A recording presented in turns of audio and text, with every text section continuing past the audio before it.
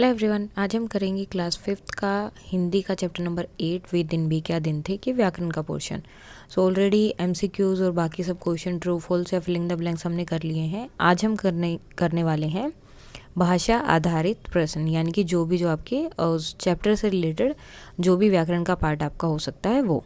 तो सबसे पहले पाठ से संयुक्त व्यंजन वाले शब्द छाट कर लिखो। संयुक्त व्यंजन क्या होता है? जो इस तरह से दो, एक आधा अक्षर रहेगा और एक पूरा अक्षर रहेगा, दो एक साथ जब अक्षर जुड़े होंगे, ठीक है। और वो क्या होते हैं? व्यंजन जब जुड़े होते हैं, दो व्यंजन एक साथ जुड़े होते हैं, एक आधा और एक पूरा, तो उसे हम बोलते हैं संयुक्त व्यंजन, कि दो को एक साथ जोड़ दिया। संयुक्त का मीन्स जुड़े हुए। सो फर्स्ट है ल और आधा ल है तो मोहल्ले।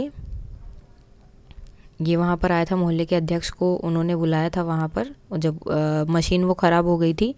उसके बाद इससे बनेगा अध्यापक, और नेक्स्ट होगा आपका कुम्मी, उसके बाद होगा डिब्बा, क्योंकि ये सब जो है चैप्टर से रिलेटेड ही थे, चैप्टर के अंदर हैं, वहीं से हमें देखकर लिखना था। उसके बाद है पुस्तक, रोहित को पुस्तक वहाँ मिली थी, और रफ्तार। उसके बाद है निम्नलिखित वाक्यों में क्रिया शब्दों को रेखांकित करते हुए उनके काल लिखिए। अब क्रिया शब्द हमें बताना है कि क्या था, क्या है, और उसके बाद उसका काल बताना है कि किस टाइम की वो बात कर रहे हैं, ठीक है। अब यहाँ पर देखो क्रिया क्या है। फर्स्ट है एक पुराना डिब्बा कहीं दबा पड़ा था, तो ये क्या हो गई? आपकी क्रिया हो गई। अब इसमें काल कौन सा है? पड़ा था, यानी कि पहले की बात हो रही है, ठीक है। तो भूतकाल, जहाँ भी था होगा वो क्या होगी? आपका भूतकाल हो जाएगा, और जहाँ भी है होगा तो वो आपका वर्तमान काल होगा, और होंगे होगा तो वो आपका भविष्य काल होगा।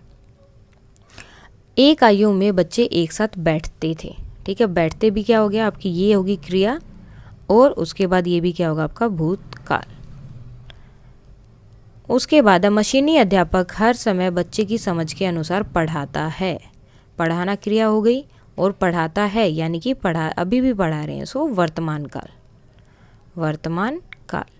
उसके बाद अभी मैं काम कर रहा हूँ, क्या कर रहे हैं? काम कर रहे हैं, ठीक है। काम करना क्या है? क्रिया हो गई, और कब कर रहे हैं? अभी कर रहे हैं, तो यानी कि वर्तमान काल की बात कर रहे हैं, वर्तमान काल। आज हमारे घर पर पूजा है, ठीक है। आज उनके घर पर पूजा है, तो क्रिया क्या होगी? पूजा। अब आज है लेकिन अभी हो रही है वो नहीं पता, तो शायद भविष्य में हो, तो ये आपका भविष्यत काल और वर्तमान काल दोनों में जा सकता है। तो भविष्यत काल, आज हमारे घर पर पूजा है। अब वो किस टाइम है वो नहीं पता, लेकिन अगर वो बोले कि अभी हमारे घर पर पूजा हो रही है, तो वो वर्तमान काल होगा। और आज हमारे घर पर पूजा है, तो ये वो होगी भी हो सकता है, और ज़्यादातर अगर है तो आप वर्तमान काल उसे लेकर चलें। और अदरवाइज़ अब यहाँ पर देखो ये क्या बोल रहे हैं कि आज हमारे घर पर पूजा है, अभी हो रही है। अगर होता अभी हो रही है तो आपका वर्तमान काल जो है होता वहाँ पर, और बोल रहे हैं कि है तो भविष्यत काल। उसके बाद यहाँ पर हमें शब्द लिखने हैं जातिवाचक और व्यक्तिवाचक। जातिवाचक में जिससे हमें पूरे सब के बारे में पता चले, और व्यक्तिवाचक सिर्फ एक के बारे में। अब रोहित को एक पुस्तक मिली, तो पुस्तक क्या हो गया? पुस्तक तो किसी भी पुस्तक के लिए वो बोल सकते हैं, तो कोई भी पुस्तक हो सकती है, तो जातिवाचक। और व्यक्तिवाचक में क्या होगा? रोहित। उसके बाद है कुम्मी स्कूल गई। अब कुम्मी जो है वो हो गया आपका व्यक्तिवाचक, और स्कूल क्या हो गया? जातिवाचक, क्योंकि कोई भी स्कूल हो सकता है। अध्यापक बच्चे को समझाने लगे, तो अध्यापक जो है वो बच्चे को समझाने लगा। अब इसमें दोनों ही क्या हैं आपके? जातिवाचक में आएंगे, क्योंकि वो किसी एक अध्यापक या किसी एक बच्चे के बारे में बात नहीं कर रहे थे। ये दोनों ही क्या होंगे आपके? जातिवाचक। या फिर आप बोल सकते कि अध्यापक को आप चाहें तो वो आप उसमें क्योंकि अध्यापक एक ही होगा वहाँ पर, तो इसको आप जो है व्यक्तिवाचक में डाल सकते हैं, लेकिन अध्यापक का कोई नाम या ऐसा कुछ नहीं है। फिर भी अगर यहाँ पर हमें जो है इन्हें अलग अलग करना है, तो बच्चे को हम यहाँ लिखेंगे, क्योंकि बच्चे ज़्यादा हो सकते हैं, और अध्यापक एक ही है, तो अध्यापक क्या आ जाएगा आपका? व्यक्तिवाचक में। यानी कि जब भी कोई अकेला इंसान है तो वो जातिवाचक, व्यक्तिवाचक में आएगा। ताजमहल एक सुंदर भवन है। अब भवन तो कोई भी हो सकता है, लेकिन कौन से भवन की बात कर रहे हो? ताजमहल की, तो वो क्या हो जाएगा आपका? व्यक्तिवाचक। निम्नलिखित शब्दों के लिए एक शब्द हो। अब जो है हमें जो है इसकी एक शब्द बताना है, यानी कि जैसे वाक्यांश के लिए एक शब्द होता है उसी तरह से। तो अब हमें इनका एक शब्द बताना है। फर्स्ट है जानने की तीव्र इच्छा। जब आपको किसी भी चीज़ को जानने की ज़्यादा इच्छा होती है कि बहुत ज़्यादा कि मुझे पता ही करना है वो क्या है, तो उसे बोलते हैं जिज्ञासु। उसके बाद है भू, यानी कि पृथ्वी के स्वरूप, जलवायु, उपज आदि का ज्ञान। तो वो किस में होता है? भूगोल में, जो कि इस चैप्टर में आया भी था। उसके बाद है जिससे ऊब होती हो, यानी कि उसको देख देख के बोर हो गए, तो वो क्या होता है? उबाऊ, जो कि इस चैप्टर में आया था आपका। घर में दिया गया कार्य क्या होता है? गृह कार्य। उसके बाद है सभा संस्था आदि का मुख्य अधिकारी, तो क्या होता है? अध्यक्ष, जो कि या जैसे कि मोहल्ले का अध्यक्ष था उस तरह से। उसके बाद है निम्नलिखित शब्दों का वाक्य में प्रयोग।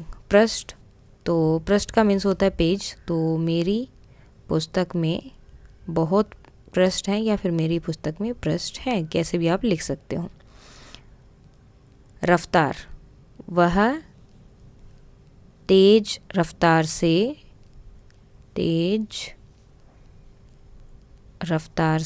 चलती है या चलता है, चलती है। उसके बाद आता है गणित। गणित कठिन विषय है। आप ये लिख सकते हो कि गणित जो है एक गणित कठिन विषय है। नेक्स्ट है आनंद। आनंद का मतलब क्या होता है? किसी चीज़ में बहुत आनंद आना, कि मुझे खेलने में आनंद आता है, मुझे खेलने में आनंद आता है, यानी कि मुझे वो गेम जो है बहुत ज़्यादा पसंद है और मुझे बहुत अच्छा लगता है।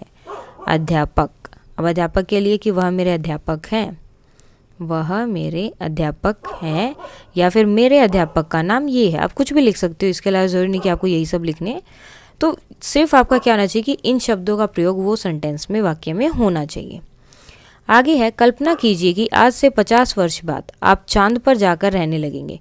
तब आप पृथ्वी पर बिताए गए अपने पुराने दिनों को किस प्रकार याद करेंगे? अपनी डायरी में लिखिए। तो ये आपको लिखना कि आप कैसे करेंगे, कि हम स्कूल जाते थे, नीचे खेलते थे, हम स्कूल जाते अपने दोस्तों से मिलते थे, फिर बाहर पार्क में जाकर खेलते थे, सब अपने अपने घर पे जाते थे, या जो भी एक्टिविटी आप करते थे वो सब आप यहाँ पर लिख सकते हैं। उसके बाद इन सब के हमें देने हैं दो पर्यायवाची शब्द हमें लिखने की। इसके दो और अर्थ क्या हो सकते हैं? ठीक है। अब अध्यापक के लिए जैसे कि यूज़ होता है गुरु और शिक्षक। अब स्त्री के लिए होता है नारी और औरत, यानी कि और कौन कौन से नाम हैं उनके। विद्यालय के लिए स्कूल। दूसरा इसका होगा पाठशाला। उसके बाद पुस्तक का हमें बताना है, तो एक हो जाएगा किताब और एक पोथी, जो आपने 4th क्लास में पढ़ा भी होगा।